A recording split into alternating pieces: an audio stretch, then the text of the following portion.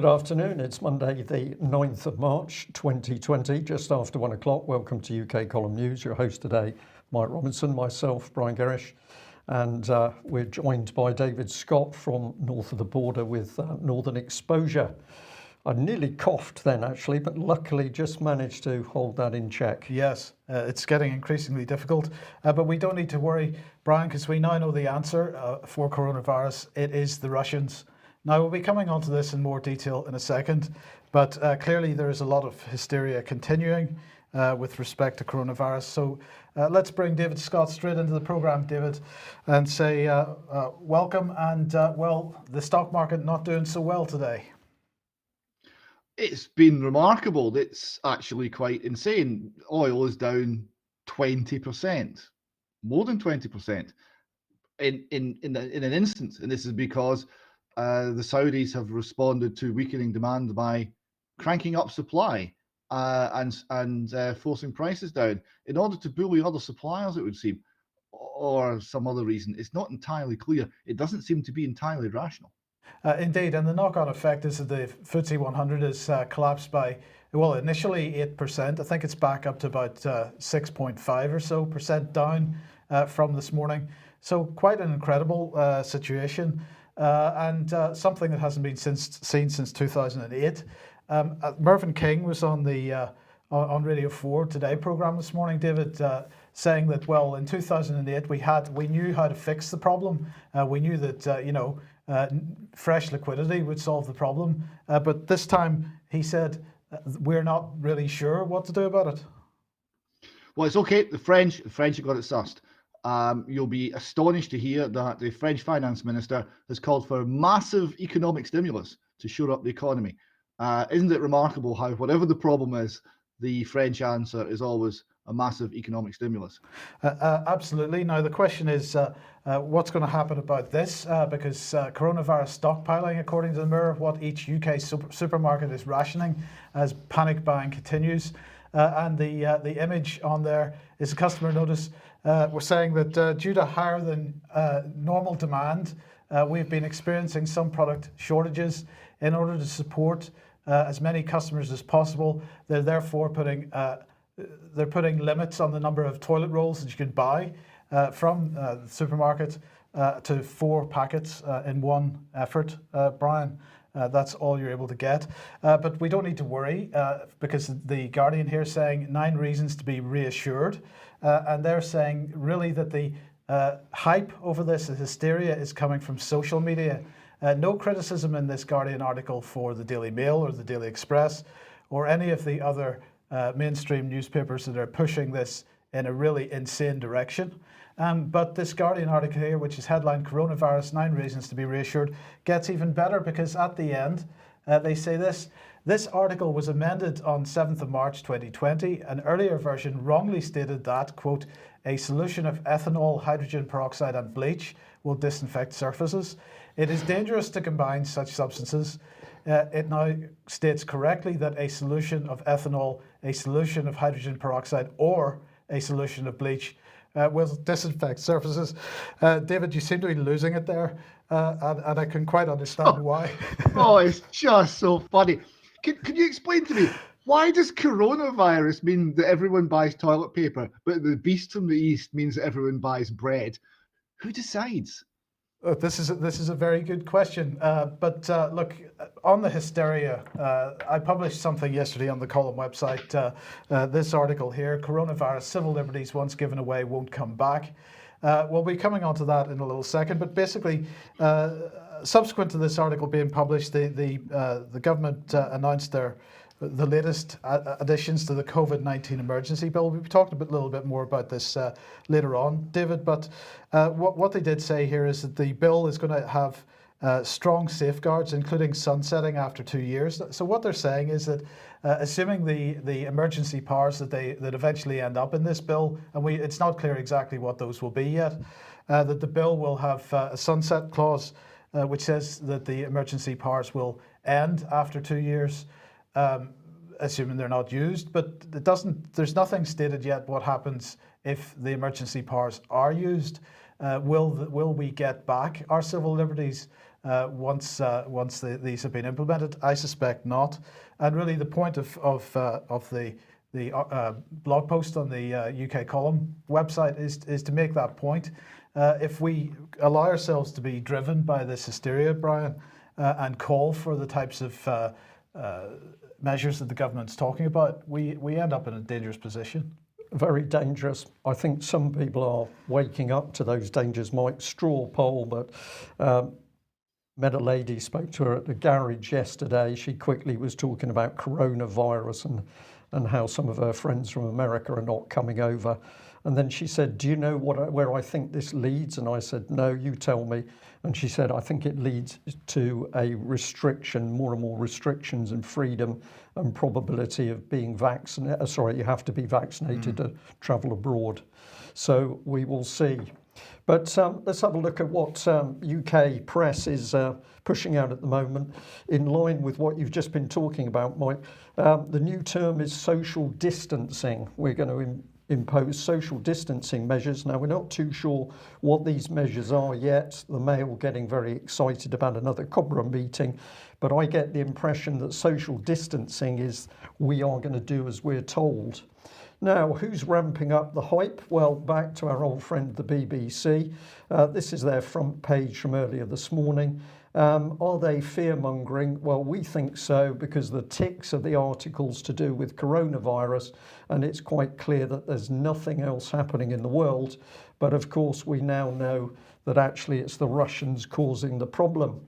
And where have we gone in UK? Well, we've gone to this, the setup of a counter-disinformation unit. Now, we've already got 77th Brigade.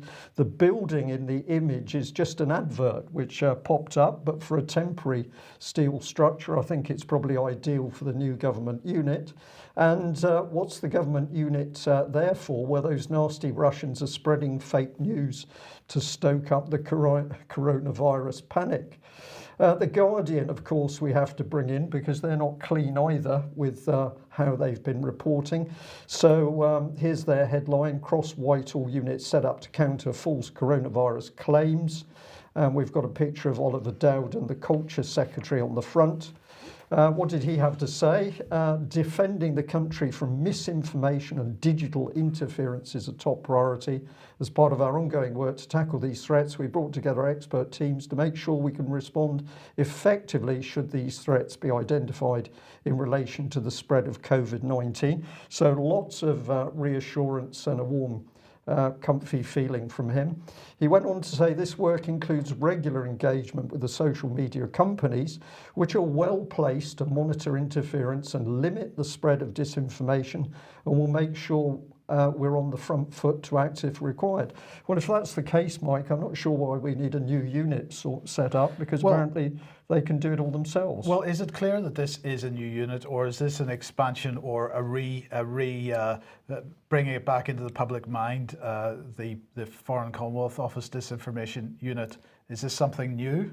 Well, all they say is that this is going to be run through the Department for Digital Culture, Media and Sport, but they emphasise this cross-Whitehall part. So I would say we had the bones of it already, but now it's being ramped up. Yes.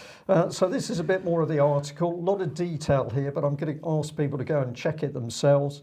So it said that disinformation is distributed either for the purposes of causing harm or for political, personal or financial gain. So nobody's out there who makes a mistake or has a bit of fun. If you put out anything that's counter-government line, then it's for harm, political, personal or financial gain.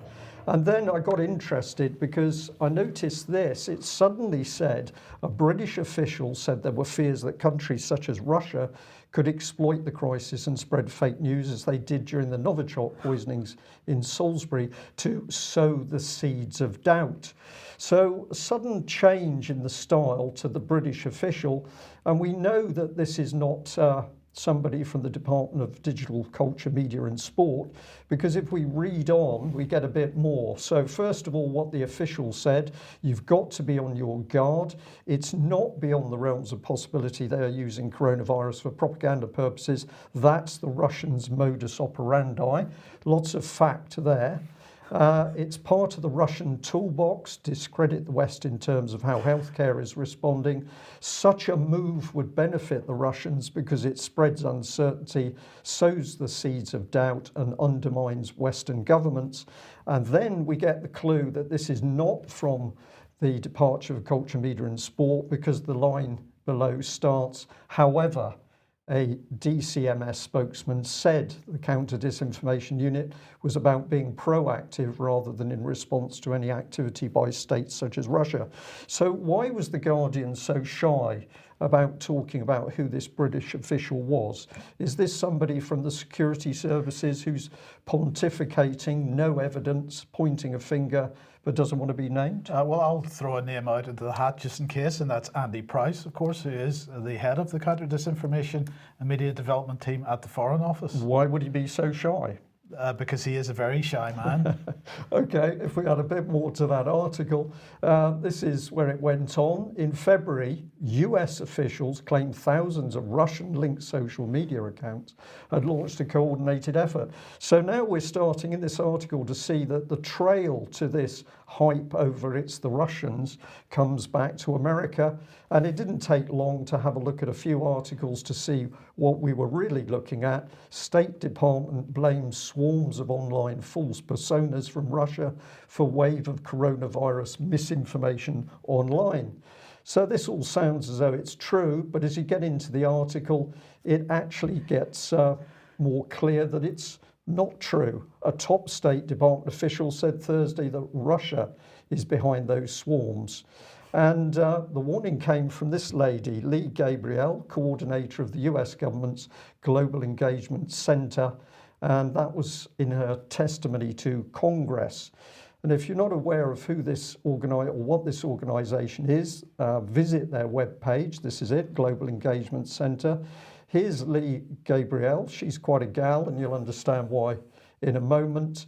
But this is what they are there to do: direct, lead, synchronize, integrate and coordinate efforts of the federal government to recognize, understand, expose and counter foreign state and non-state propaganda and disinformation efforts aimed at undermining or influencing the policy, security or stability of the US, its allies and partner nations. Excellent. Whether we want it or not, presumably. And excuse me, the lady herself got quite an accolade from the former White House press secretary, Robert Palladino. He said Lee will provide the permanent leadership we've needed to bolster the Global Engagement Centre's operations. She'll begin her duties on Monday. This is a few months ago.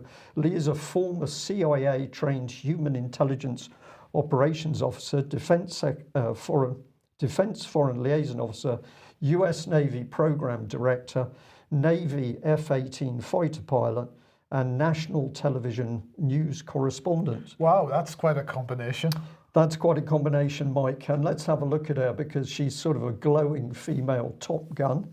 So this is what she's been pushing around media in the States. Actors tied to the country, Russia, through state proxy websites, official state-owned media and fake accounts online were part of an effort to take advantage of a health crisis where people are terrified worldwide to try to advance their priorities. So she's really putting a strong finger at the Russians. And if we go through to the Washington Post on the 29th of February, here we've got a headline: millions of tweets peddled conspiracy theories about coronavirus in other countries. This is the report, 2 million tweets. Some of the horrific conspiracy theories say that the virus was created by Bill and Melinda Gates Foundation. That's really terrible. Or they were the result of a bioweapon. The Global Engagement Center explored 29 million foreign posts. Some of the misinformation exhibited evidence of inauthentic or coordinated activity, raising the spectre that foreign governments or other malicious actors may have tried to sow fear and discord about the health emergency. But the report did not detail what led to this conclusion, nor did it accuse a specific government. And then we find that previously agency officials from this organisation signalled in public news reports that some of the coronavirus related content on social media may be tied to agents of the Kremlin. But this was the key statement. The State Department has provided no evidence of links to the Kremlin, to tech giants or the public, and it does not mention Russia once in the document obtained by the Post. So just to break here very briefly, it's very interesting. I'm getting the impression that even the mainstream journalists in the Washington Post are getting confused as to what's happening. David, I've got a bit more to cover, but just a 20-second response. This is unbelievable. Well, right, agents suspected of the Russians and agents of the Kremlin. I give you another potential perpetrator here. Public Health England. I've just found out what social distancing is. According to Public Health England, social distancing measures could include things like temporarily reducing socialising in public spaces, such as entertainment or sports events, reducing our use of non-essential public transport, or recommending home working. So basically, you don't leave the house, right? You hide. You're afraid of all social contact. Is that not kind of scaremongering? It Would is. you not say? Is that not worse than anything we're seeing on social media? In my opinion, yes, it is. And this is where we're coming to the real danger of what's going on. There's a story being pushed from governments and the mainstream media. The objective is fear, and the ultimate result, as Mike is pointing out, is close down of social liberties. So let's follow the female Top Gun through. And this is her glowing image on her Twitter page. She likes to spread the names around. So she said it's an honour to serve alongside these two esteemed diplomats, Ambassador Jim Jeffrey and Ambassador Bill Roebuck. So all good, but I happened to spot this. Always such a pleasure to have meetings at number 10 Downing Street.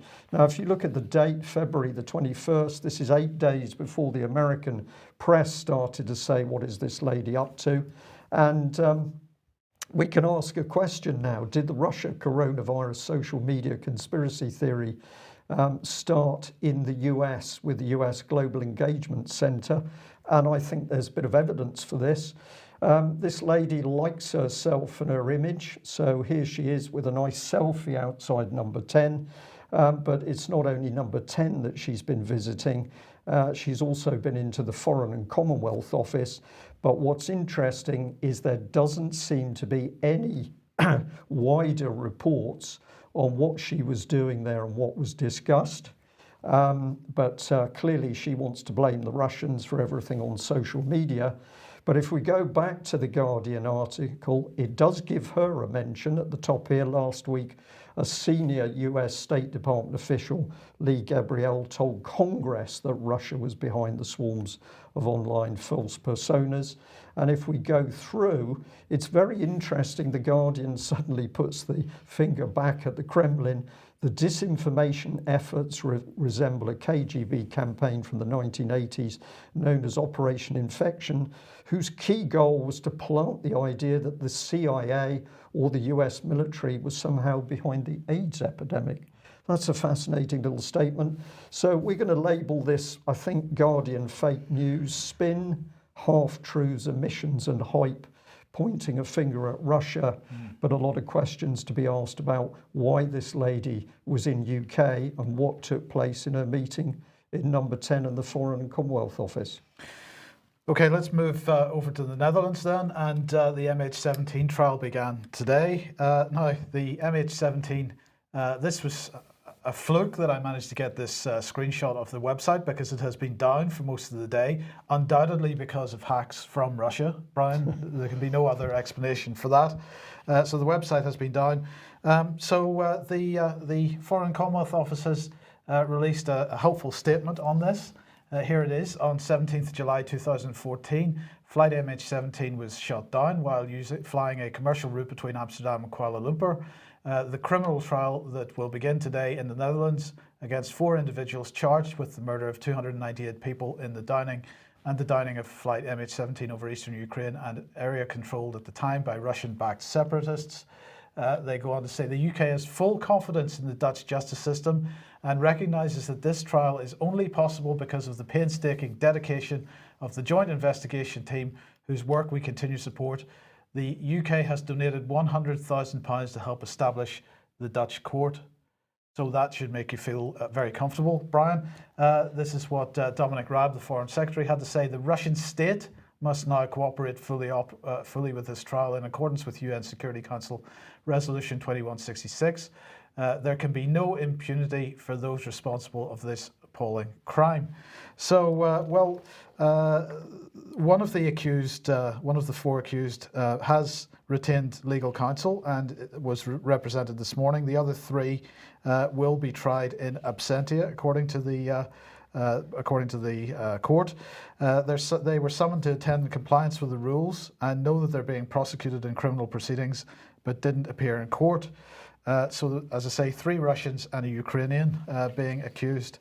Now, of course, as we highlighted last week on Wednesday's news and also on Tuesday evening when we live streamed this event, MH17 awaiting the trial, not everyone agrees that the evidence supports the official narrative, and the team at Bonanza Media have done a very good job highlighting the discrepancies in the story put forward by the Netherlands and the joint investigative team. Now, that's not to say they're not critical of Russia, because they're absolutely critical of the Russian government, who they also feel aren't giving all the information that they've got. So, but anyway, if you haven't seen the presentation that they gave in London on Tuesday night, it's on the front page of the UK Column website. Go and watch that video. It's worth watching. It includes a little 40-minute documentary that they've produced, which explains it all very, very well. And we'll keep you posted on updates on the MH17 trial as it happens. Yeah. Okay, if you like what the UK Column does and you would like to support us, then please head over to ukcolumn.org/community. There are options for helping us out there, and your help much needed and much appreciated. Now, good news, Brian, because the British military is rehearsing evacuations, mass evacuations. In this case, it was a exercise Askari Storm, and this is the evacuation of 400 people, apparently. This is a parachute battle group exercise, the British Army says, and this is part of the British Army's Global Response Force. And so involves troops from 16 Air Assault Brigade, and they've been practicing moving 400 people away from danger. Soldiers fanned out apparently across the countryside to protect citizens from the UK and allied countries. So there they are. It's all very exciting, and apparently they managed to evacuate them to a central location where they were then removed from the country, having received simulated medical treatment and so on. Yeah. So that's good.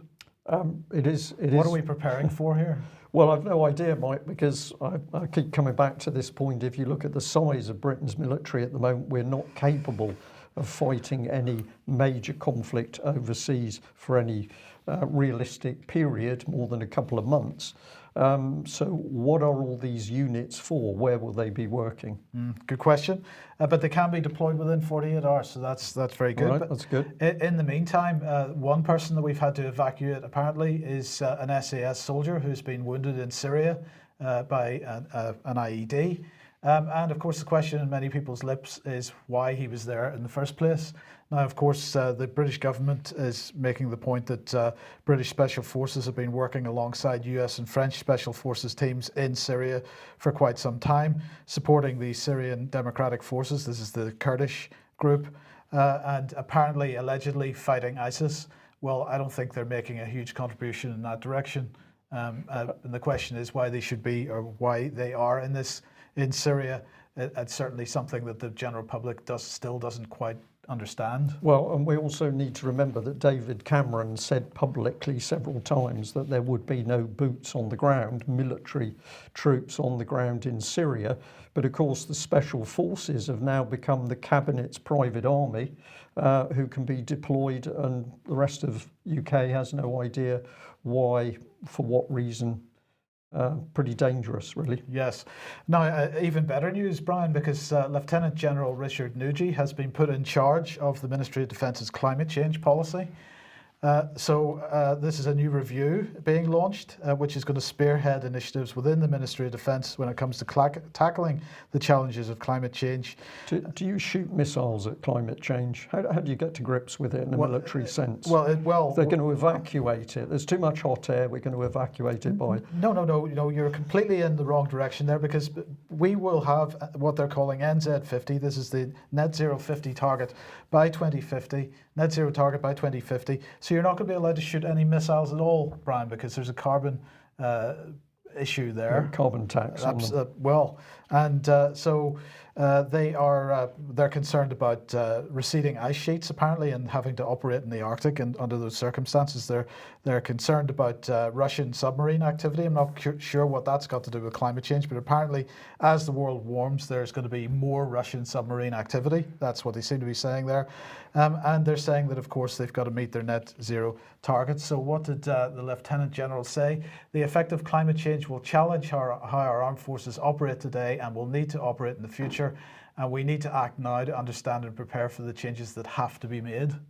This is such nonsense, because the armed forces train in extremes of climate anyway. They train in horrific temperatures in the desert, and they train in the Arctic. They do that. They've done this for many years.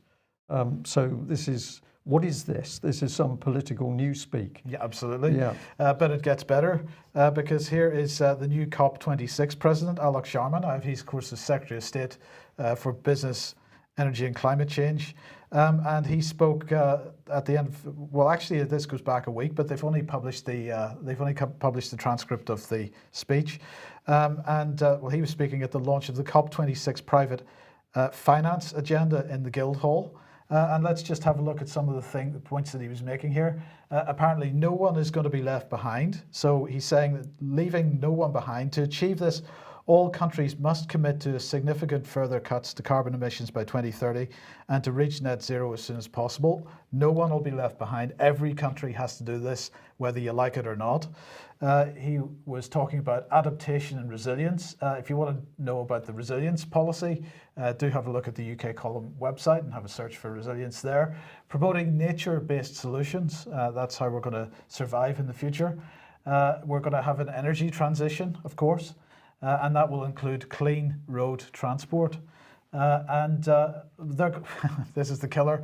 We're going to unleash the finance which will power the shift. So, David, let's bring you back here. We're going to unleash the finance which will power the shift, because climate change is going to sustain the financial system for the future. Yes, it's Paul Krugman. Paul Krugman's policy was, what we need is to invest vast resources all across the world in a space alien defense, to defend us from space aliens. And if we all believe the space aliens were coming, the effect would be it would stimulate the economy and we'd all be richer. And then if we discovered there were no space aliens, it's still all good because we have a better economy. He actually said that. This is the same thing, right? Global warming's a myth. It's a scam from the start, but we're going to spend billions on it, and that's going to stimulate the economy. Oh, and by the way, on global warming and the army, right, from the weekend, 6 Royal aircraft jets, well, it says 6, went to intercept a Russian plane that was heading for Donegal. They said the RAF launched 3 Typhoon aircraft from its quick reaction alert, along with 2 pairs of Tornadoes, that's 7 by my count, from air bases in Lossiemouth and Coningsby, and a Voyager tanker, an air-to-air refueling tanker, was deployed to support them from Bryce Norton. So that was, by that count, 8 aircraft to go and have a look at one of the Russian Bear aircraft nosing around Donegal, sightseeing.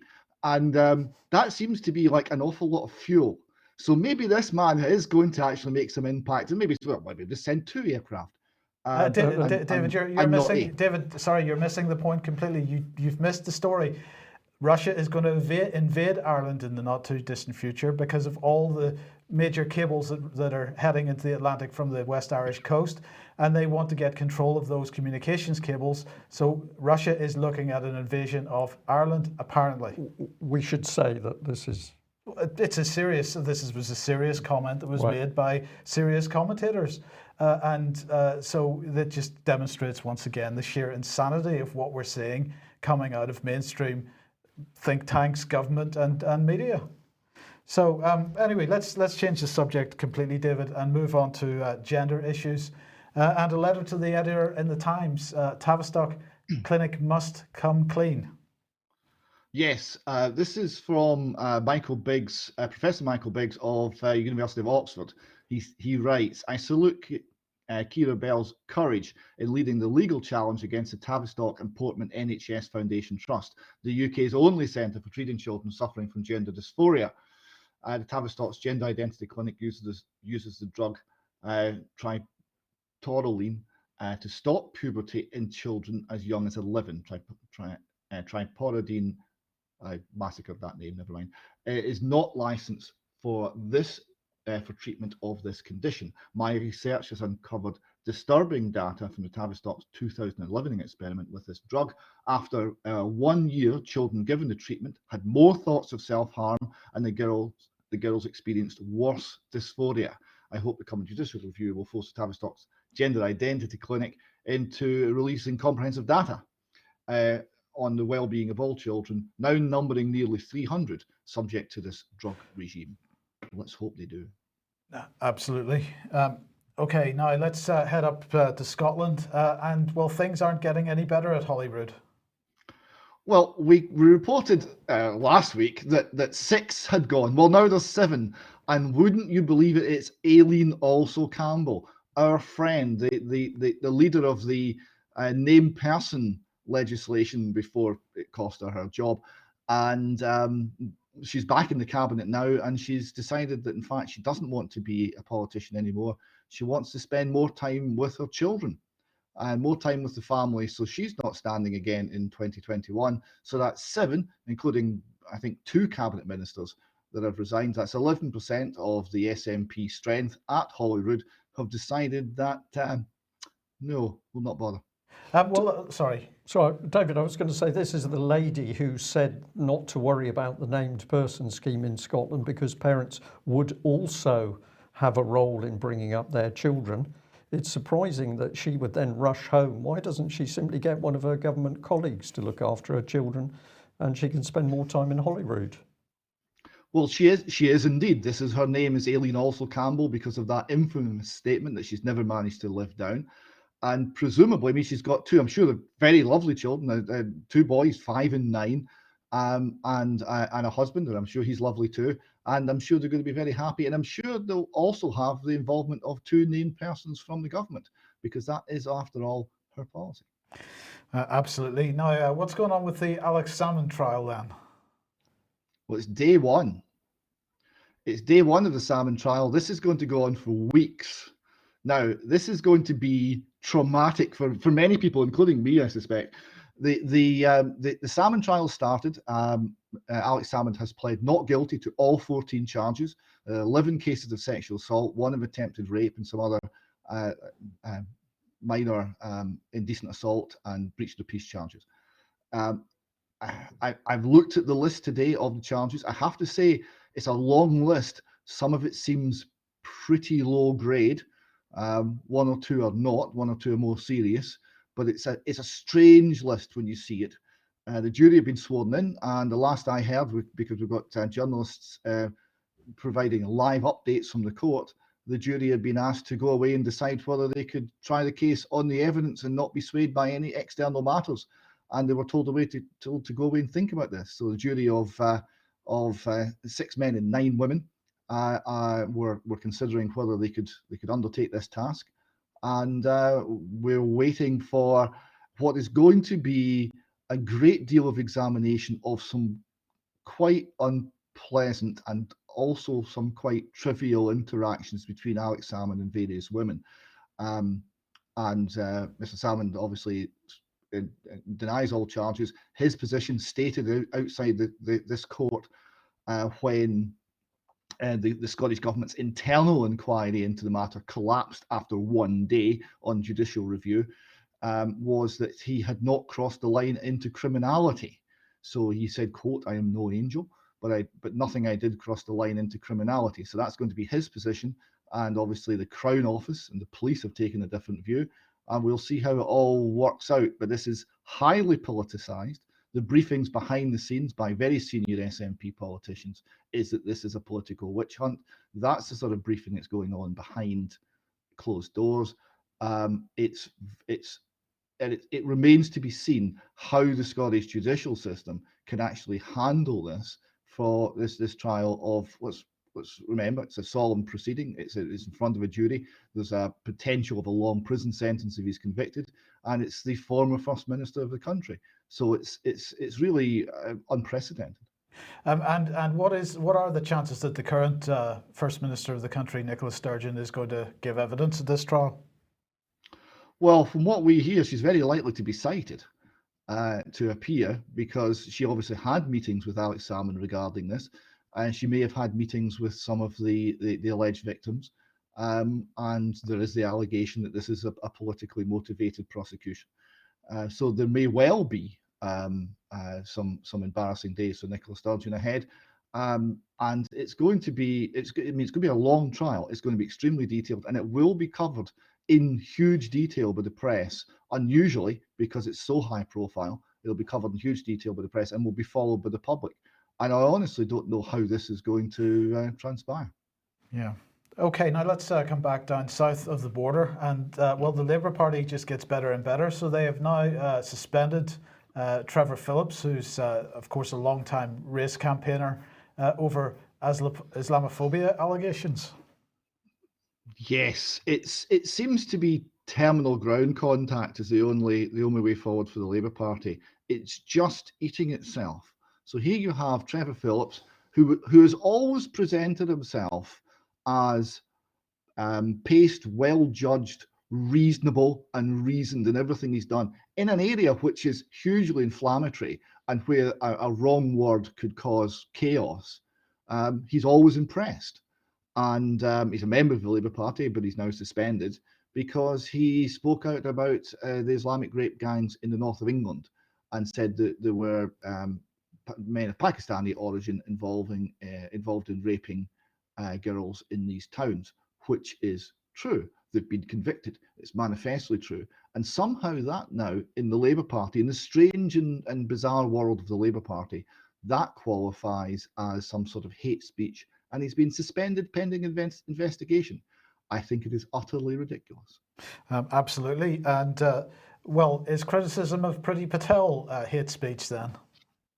Well, I contrast this. This is two images I've got. One's from The Guardian, where they've taken Priti Patel, who's of course Hindu, so this is a bit dodgy, and they've made her into some sort of bull, and she's got horns and she's got a ring through her nose and an angry look. And I contrast this to how some of the British public are seeing it, because the second one's from Twitter. So this is from an ordinary member of the public, right? They've got Priti Patel as Wonder Woman, looking very fetching with a sword and a shield. And the text says Priti Patel now that's a Home Secretary. So I simply say that this is The Guardian, this is the mainstream media versus Twitter, and I would invite you to spot the troll. Yes, well, I think we know which is which, but just expanding on the Priti Patel point for 1 second. Alan Duncan, there's a video from Sir Alan Duncan doing the rounds at the moment, really giving her a very hard time in what could very well be considered slanderous statements. But you know, what do you think is behind this direct attack on her, and why are they focusing on her in particular? You may not know the answer to that. This is a purely speculative question. Yeah, I really don't know, because I mean, she's only just in the job. There's clearly, I mean, the Home Office has been unfit for purpose for a very long time. Remember, it was Theresa May's brief before, and nothing worked. I mean, she just talked a good job, but nothing actually worked. Things like, you know, mass immigration and all the problems that continued apace. Nothing was ever done. And there was a lot of errors, and even before the Conservative government, you had on the grooming gangs in the north, you had instructions coming out from the then Labour Home Secretary to say, you know, these girls have made a choice, a lifestyle choice, and the men who are raping them are not to be prosecuted. So this has been a deeply dysfunctional organisation for a very long time. I can imagine there's quite a lot to fix. I can imagine that it really is a case of draining the swamp. And if she's even trying to do that, the swamp may be fighting back. Yes, and just to make the point that, of course, as somebody's just pointed out in the chat box, she also wants to see the grooming gang report released. David? Yes, I mean, this is one of the things that's been suggested as what might have sparked this. She wanted the grooming gangs report released, and then all of a sudden she was a bully. And some of the things that have been dragged up, like there was someone who committed suicide, I think, and in a previous department that she was in, she was blamed for this, but she only crossed in the timeline with this person very, very briefly, and all the problems that the person had experienced were due to bullying by other members of the civil service in that department, and it was nothing to do with Priti Patel at all. So there seems to have been a really nasty whispering campaign against her, and I think that the view that I see the public taking is it's not justified, and in fact, getting into that department and shaking things up is exactly what we need someone to be doing. Absolutely. Okay, now more good news, Brian, because here's Eric Pickles, the wonderful Eric Pickles. Well, this is the heavyweight that Michael Gove has chosen to lead the Advisory Committee on Business Appointments. Now, if anybody doesn't know what the Advisory Committee on Business Appointments is, it's independent. It's a non-governmental agency. And it's there to make sure that once you've finished in government and you're no longer a government minister, that you get the best well-paid job you can possibly get after you leave government. Now, of course, that's not what it's for at all. It's supposed to make sure that there's accountability in the roles that the government ministers take after they leave government, but of course it doesn't really do that. So Lord Pickles, 40 years of experience at working in public life, formerly a Conservative MP for Brentwood and Ongar, and Secretary of State for Communities and Local Government. So nobody better to do this job. Brian, he is going to make sure that once people leave government, they are looked after. Yeah, I've got some concerns about it, Mike, because my mind goes back to David Cameron and Big Society. And of course, Eric Pickles was one of the big driving forces behind that. And Big Society is what we're seeing coming in now with all the controls. But he was also said that he was going to do something about the political charity Common Purpose. And he said that it was a waste of money. No local authority should be spending money on Common Purpose, and he was going to sort it out. But after that initial little bit of speaking out, it all went very quiet, and it's clear that he never did anything to root out Common Purpose. David Cameron in bed with them anyway. So can we trust Eric Pickles? I don't think so. No, and well, we'll just end on the best news of all, which of course today is Commonwealth Day, Brian, and the Ministry of Defence pushed out this little video clip all about the Commonwealth. It unites 2.4 billion people across the world. It's fantastic, and the Ministry of Defence is very excited about it. But unfortunately for the Ministry of Defence, of course, Commonwealth military veterans who serve with the UK military are not able to stay in the country, and this continues to be a problem that the Royal British Legion is trying to highlight. They say that it's a desperate situation, and this is because visa fees, thousands and thousands of pounds for veterans to maintain a visa to stay in this country. Well, that's all been released on Commonwealth Day, but well, we should be celebrating nonetheless. Yeah, it's just fascinating, isn't it? The MOD sponsoring that little video there. So we're seeing that we're supposed to have come out of the EU. Clearly that hasn't happened. But what we're seeing in parallel is ramping up the power of the Commonwealth, and the military aspect is seen as being very important. Is that because of the eye on Africa, maybe? Well, absolutely. So, David, happy Empire Day. Well, maybe. You said we'd left the EU. I came across a video of them discussing taxation policy, and I did have a small moment of joy to realise actually we're at least semi out of this now, and all of their plans for grabbing more of our resources don't necessarily affect us, and we've got some distance. And as far as Empire Day, well. I see that the BBC are pushing hatred of the empire and despising our history quite hard now. And it's been pushed into schools and it's been pushed out in the BBC. So it might be quite fun to have an Empire Day and actually look at this much more realistically and much more positively, because we did run about a third of the world and we did it rather well for quite some time. And that time's passed, but we should be able to look at it with realism and to see the good and the bad. And that's not what's been pushed upon us. No. Indeed. So are we off to buy some toilet roll then? Is that? I think we need some face masks. We need some more soap, clearly, because we need to wash our hands now we've done the news. We're going to say to people a lot more to report on coronavirus, because not a lot is being talked about to do with the laboratory or the virus itself, and we'll see whether we can assist with that. But it's quite clear now that we have a massive mainstream media propaganda campaign which is going to target anybody who dares to challenge the government narrative. We'll leave it there. Thanks very much for joining us. We'll be back at the same time on Wednesday. Bye-bye. Bye-bye.